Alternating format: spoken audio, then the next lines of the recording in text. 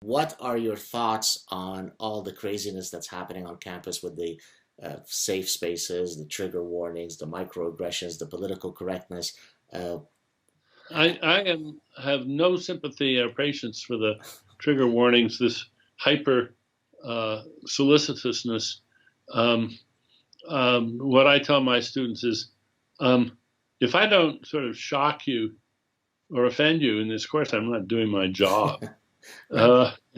Why are you here if not to to be um, shaken out of some of your preconceptions? Hang on and grow up and take it on the chin. Um, I'm liking you more by the second, Dan. but having said that, I also think that gratuitous uh, hazing or poking or making fun of people is just awful, and I will uh, condemn it whenever I see it. But I don't think we need rules to that. Got you. Last question. So, one of the things that I see in navigating through the ecosystem of academia is the extraordinary amount of herd mentality. So, for example, if I go to my my private, my personal Facebook page, everybody is perfectly in agreement on every single possible political issue. There's almost zero variation, and that simply can't be possible, right? I mean, you just have to expect that on death penalty, some people who are otherwise called academics might agree with it, and others that might not, right? Yeah. And so because of this lack of intellectual slash political diversity, you do get the proverbial echo chamber where you then get this tribal mindset, so that any issue, I mean, you may hate, for example, Donald Trump, and you may think he's a bad outcome and bad consequences to the United States, but this idea of nuanced thinking is completely lost. I, on the other hand, will often weigh in. I don't know how much you follow my positions, but I'm somebody who weighs in very forcefully, many times putting me at odds with my colleagues, not so much because I necessarily support the opposite position, and not to be frivolously contrarian, but rather because what drives me is, if you'd like, the integrity of the pursuit of truth, right? The aesthetics of truth. Don't be a hypocrite. Be honest in your This, arguments. What do you think this, of that? no, this you've put very well something which has bothered me a lot since the Vietnam War. It back in the '60s when I was devoting huge percentage of my time and energy, probably too much, but didn't. How could it be too much to trying to stop the war? I was about as passionate about the anti-war movement as you could be,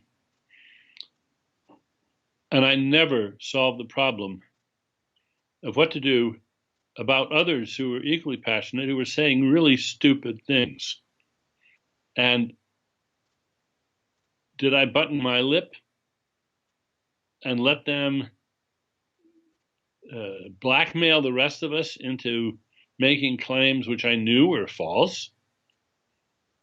Or was I this troublemaker, letting down the side critic who shouldn't be saying these things in public? I think that is one of the great moral problems facing just about everybody today.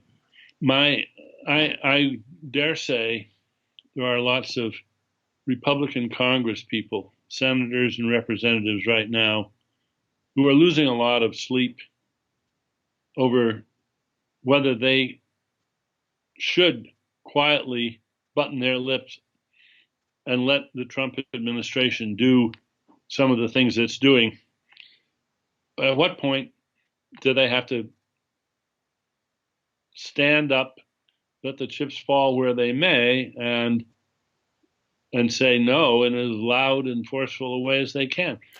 I would be astonished if that wasn't true. Is the reason that people can't do that ultimately is because they're succumbing to our innate proclivity to engage in coalitional thinking? Therefore, I'm a member of the blue team, and therefore I will go to the death supporting every argument of the blue team, for I could not concede one to the red team. Is that as simple as No, that?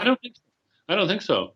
You may be right, but my view is that this is a perplexity. This is a difficulty that arises in the most completely dispassionate and rational circumstance. That is, take a bunch of rational angels who are doing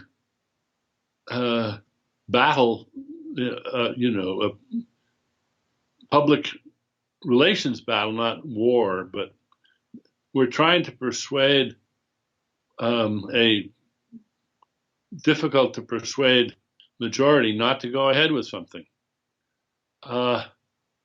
If some of their members are using dubious tactics, are using rhetoric which is probably counterproductive, are simply making up stuff, what do you do? Even if you're on the side of truth, can you button your lip and let falsehoods fly sometimes, because they're more likely to support truth in the end? I mean, I don't think there are easy answers to those questions.